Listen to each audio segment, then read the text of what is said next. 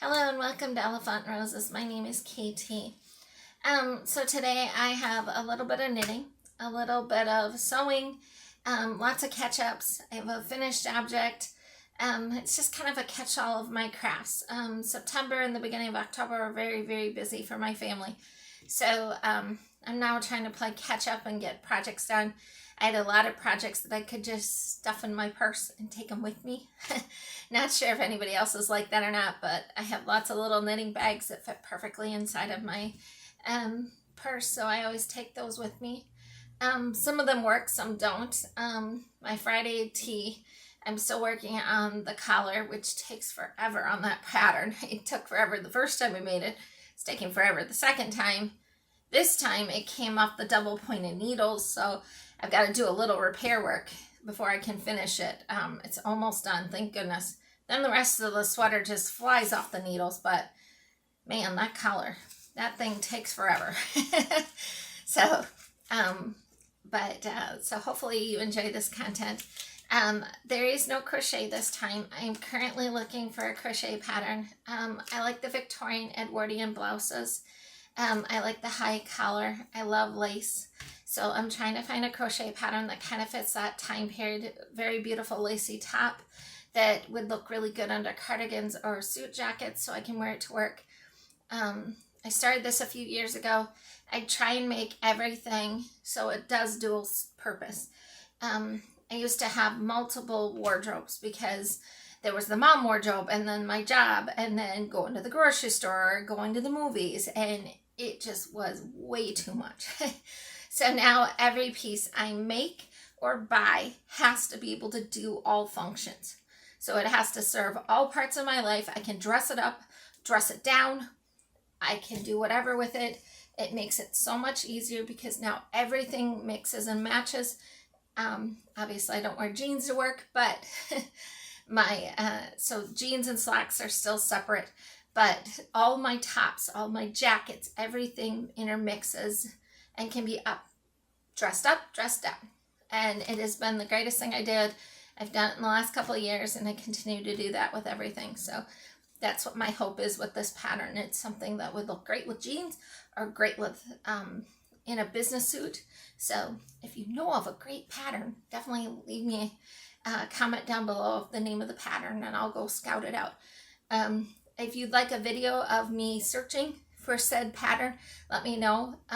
If I can't find one, I'll definitely make my own pattern, but I was hoping for one of those mindless nights where you just sit there and you can just do crochet and you can just watch the pattern and you don't have to think and do crochet math in your head and all those things and try and figure out measurements and adjustments and fitting and all of that. So I was just hoping for, lack of a nice way to say it, a lazy way to do a blouse. So definitely leave me a comment below if you know of a blouse that would fit that definition. About a week ago, my son had a medical appointment about 2 hours from us. And so we don't have a Savers close to us. That's probably the closest I can get. I live in the Northeast United States.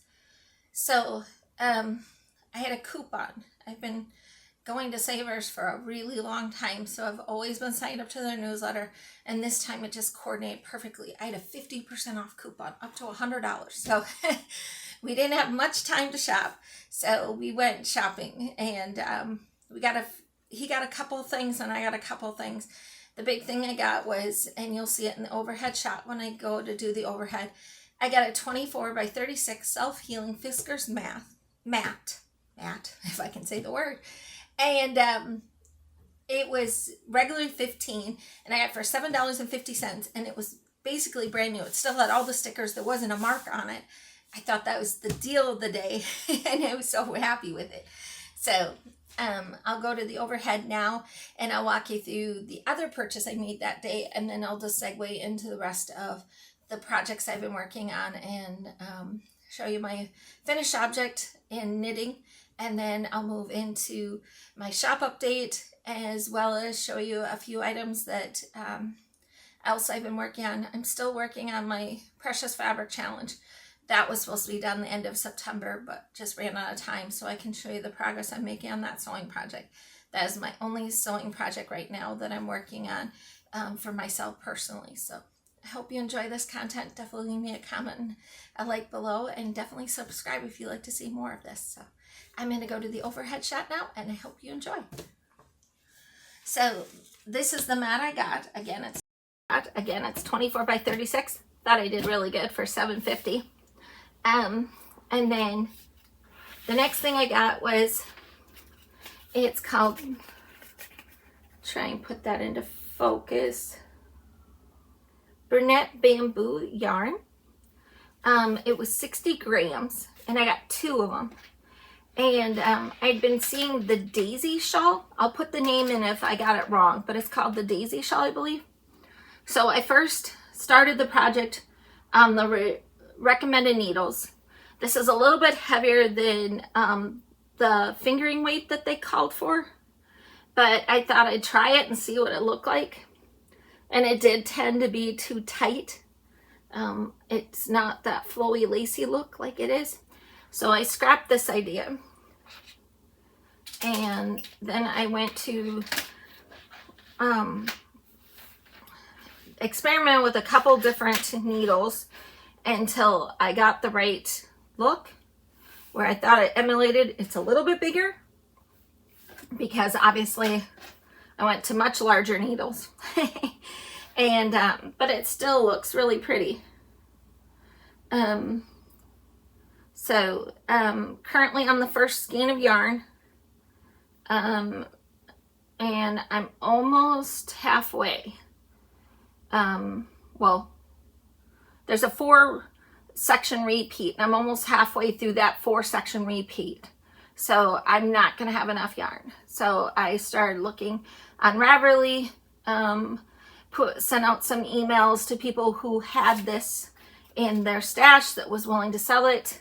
So we'll see if I can order some more yarn. If I can't, I'll figure out once I've used up the skein how big it is. Is it enough to go around the neck? Or if I did the other half, like literally put it at the middle of my neck, see if I can wrap it around the back and still leave myself enough to tie. If not, I can always rip this back and come up with a different pattern to use the yarn for. It's really pretty yarn. It's really gorgeous to knit with too. But I really like the pattern. Hopefully that shows up. And I'll put in a picture overhead too of the finished shawlette and what it looks like. It's just like just a little mini one. So I really liked it. So if this works out, I have a person earmarked to give it to for Christmas. So I know they don't watch my channel, so they're not going to know about that. So next project. So I showed this on my last update video, and excuse all the fuzzies. As anybody who does it, sometimes you get yarn that just attracts everything. So the last time I showcased this, I got to roughly this size and put it up against my family member that this is for, and realized I absolutely hated it. Yes, I absolutely hated it. So I went back to the drawing board. I was trying to Frankenstein a bunch of patterns together, and it was not working. I studied architecture in college, so I'm very huge into proportion, scale, etc. Everything has to be in alignment, otherwise it just drives me crazy and it doesn't look right. So the first thing that drove me crazy was this bottom band. There was a hard line originally that went right across here. And when you open it up, you can see that on the inside.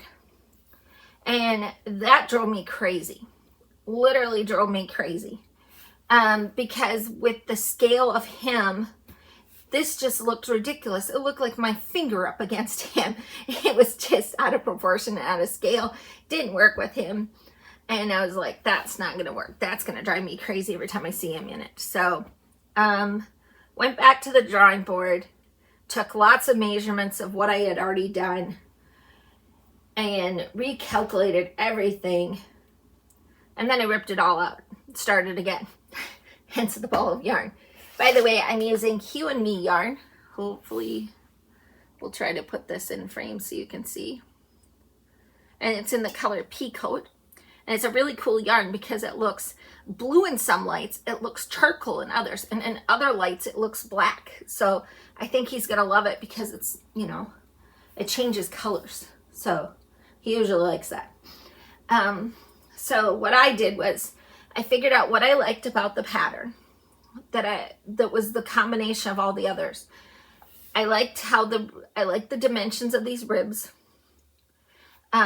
This is between, hopefully you can see that if I hold it up. I really like this stitch, which is it basically turns into a modified garter stitch right here. But I love the stripes that it creates. I did not like this line that got created originally. So that's on the inside. So I modified the pattern. So now there is no hard line. You still have the waistband and it's ultra stretchy. I do a Scandinavian cast on. I think it's also called a Norwegian cast on. That's how I was trained to always do that. Everything I do from washcloths to hats, etc. is all got this type of cast on. So then I knew that I wanted a cable detail on the front of it. I knew that I wanted the patch pockets, which is what these little stitch markers represent. I measured his hand again. He's 6'4", so hence the reason a pocket that's so huge. He wanted a pocket big enough to put his hand in. Wanted it patch pockets, and he wanted it to be like Bilbo Baggins' coat from Lord of the Rings, except for he didn't want the red coat. That was what he wanted. So I redesigned the cables. So the bottom cable's there, the next cable's there. Underneath the patch pocket there won't be any cables, so it doesn't bug his hand. It'll be just nice and smooth. And then the cables will continue all the way up like this. So next time you'll get to see the cables a little more. I built in the button band as I'm going. So there's one down here, and one there, one there. And then I'll put grosgrain ribbon on the back side. Not sure if anybody's seen that. I'm Danish American, so I was raised that you always put grosgrain on the inside of the button bands, both this side and this side. And it just makes it stronger and sturdier, but also prevents somebody from stretching out the button band and it end up hanging weird.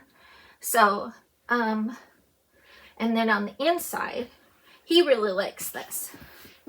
It had like these really cool ridge details I've got in there.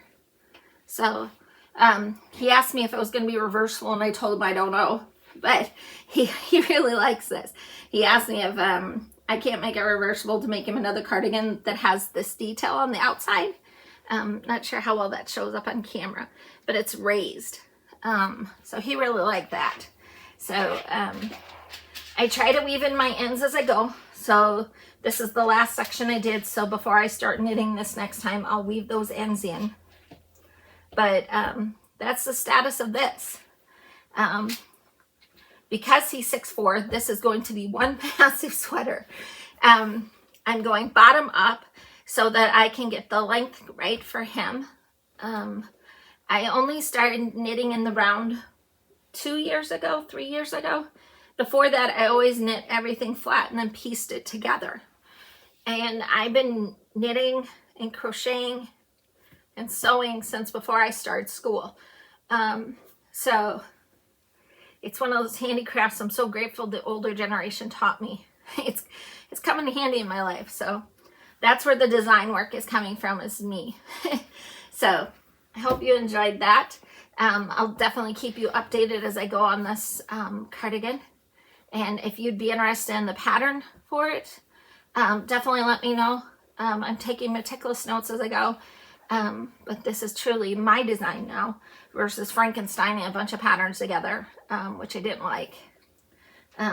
So, and then it'll look like that when I'm done on the bottom. And then I'll have two big patch pockets. So, I hope you enjoyed that, and definitely let me know down below if you'd like me to put out a pattern for it. I'm glad to do that. So, next up. Another member of my family needed a winter hat, and we're going into winter, so I just made up a hat. Measured their head, figured out how big to make the circumference. They wanted it to go down over the top of all of their ears. So I made an extra wide brim so that they could do that. As you can tell, I have another fuzzy yarn. I use Karen's Simply Soft, and it is in the color black. That's all it says, black. So I got a deal on this a while back when I made a blanket, and I don't like keeping stuff around, so I'm probably going to make them some mittens to go with the hat. So that's next on the project, figure out what to do with that. But it's just a simple ribbed hat, columns going up, nice and stretchy. Top of the hat looks like that. So just really simple, pulled them up and then made a circle, tied it off, bound it off, and done. If they wanted, they could reverse it. There's lots of fuzzies on it, but they could reverse it if they truly wanted to, and then the rim would just look different. It'd just be a different, this would be different than the body, or they can have it the opposite. I try and make hats universal just in case the person wants it a different way. Try to always make things reversible if I can. So that's my next project. Let's see. I'll do a shop update before I do the sewing. So these are going to be for sale in my shop. My Etsy shop link is down below.